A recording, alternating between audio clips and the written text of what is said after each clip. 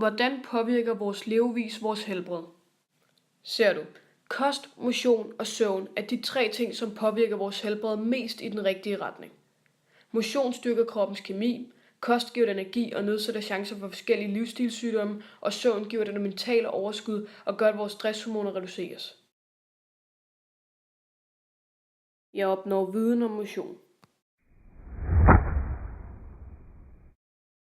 Når du træner, producerer musklerne hormoner. Det vil sige, muskler bliver ikke bare stærkere, når du træner, men de begynder også at producere hormoner.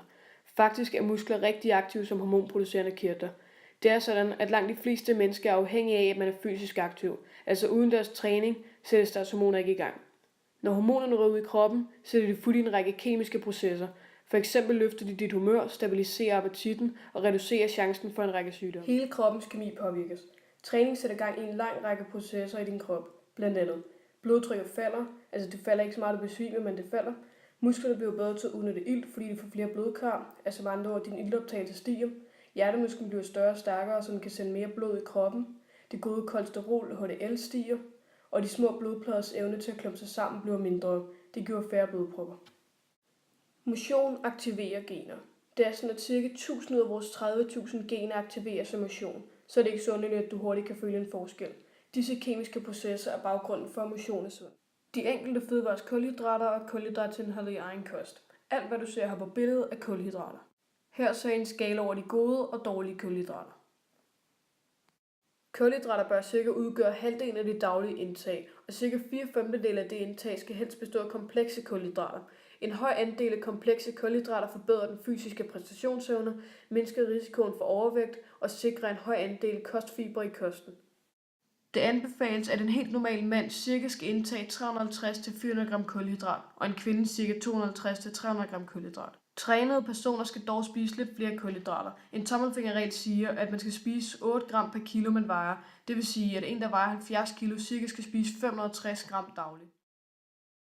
Sammenhæng mellem kost og sundhed. Kost er sundt, fordi mit første argument. Kost giver dig energi, som er med til at opbygge dine celler. Mit andet argument. Din krop er for eksempel rigtig godt i de sunde fedtstoffer. Olivenolie er en af dem. Det mindsker for eksempel chancen for kræft. Mit tredje argument. Hvidløg for eksempel. Det styrker dit helbred ved at mindske risikoen for hjertekarsygdomme. På den måde har jeg nu vist sammenhæng mellem kost og sundhed. Fedtsyre. Der findes forskellige former for fedtsyre. Mættet fedtsyre og umættet fedtsyre. Mættet fedtsyre er ikke godt for din krop. Det går ind og hæver kolesteroltallet, øger risikoen for blodpropper, øger risikoen for overforkalkning og har en høj energiintensitet. Umættet fedtsyre skal du have. Det nedsætter kolesteroltallet, modvirker blodpropper, modvirker overforkalkning. Det har stadig en høj energiintensitet, så det fedmer stadig. Inden for umættet fedtsyre er der enkeltmættet fedtsyre. Enkeltmættet fedtsyre er brændstof for kroppen, og det opbygger cellevæggen. Der er også flermættet fedtsyre, som opbygger cellevæggene, opbygger nervebanerne og er hormondannende. Hvordan kan antallet af livsstilssygdomme i Danmark begrænses?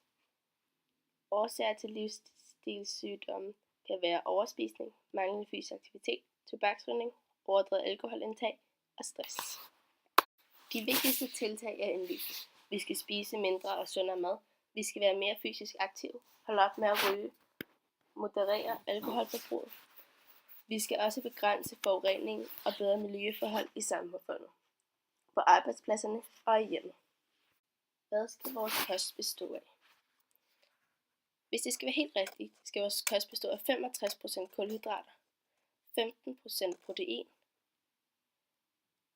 og 20% fedt. Men i de sidste 50 år er der sket en ændring i vores madvaner.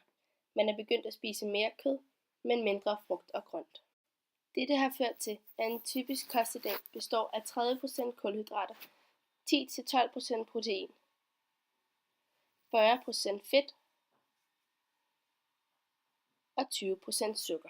Forskning viser, at et højt indtag af frugt, bær, grøntsager, grove kornprodukter og fisk kan forebygge en række sygdomme som type 2 diabetes, hjerte- og karsygdomme og kræft. Kost skal der også være kulhydrater. Kulhydrater har nemlig en stor betydning for kosten. De har indflydelse på kroppens energistofskifte og bidrager med brændstof til både muskel- og hjernearbejde. Kulhydrater kan også bruges i forebyggelse af sygdomme. Kostfiber er nemlig kendt for at have en positiv effekt på en række sygdomme, herunder hjerte- og karsygdomme, type 2 diabetes og kræft i tyktarmen. Diabetes er en kronisk sygdom, som både kan ramme børn og voksne.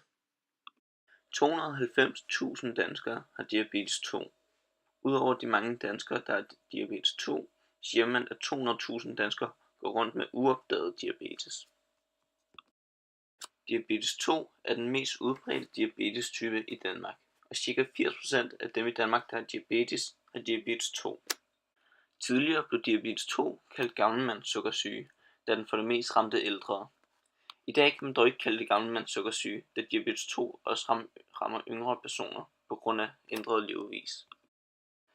Den mad, du spiser, bliver lavet om til energi i kroppen. Det sker, når kroppen nedbryder maden til blandt andet sukkerstoffer, som optages i blodet. Insulin hjælper med at få sukkerstofferne fra blodbanen og ind i cellerne, hvor de fungerer som energi. Hos diabetes 2 formår kroppen ikke at udnytte insulin så godt som normalt, og den producerer måske heller ikke nok insulin. Det betyder, at sukkerstoffene forbliver i blodbanen og giver forhøjet blodsukker i stedet for at blive til energi. Ved diabetes 2 er det ikke altid nødvendigt at tilføre insulin ved pumpe eller indsprøjtninger. Ofte kan behandlingen styres ved hjælp af motion og kost, og nogle gange tabletter. Diabetes rammer ofte overvægtige voksne. Derfor er der mange, der ser diabetes 2 som en livsstilssygdom. Hvis man vil formindske chancen for at få diabetes 2, kan man undgå at blive overvægtig, dyrke regelmæssig motion og blive undersøgt hos en læge, hvis man er i tvivl om man har diabetes. Kina er et af de lande i verden med størst antal diabetikere.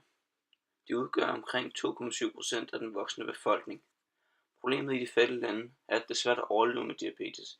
I Mozambique betyder diagnosen eksempelvis, at man har omkring 1 år tilbage at leve i.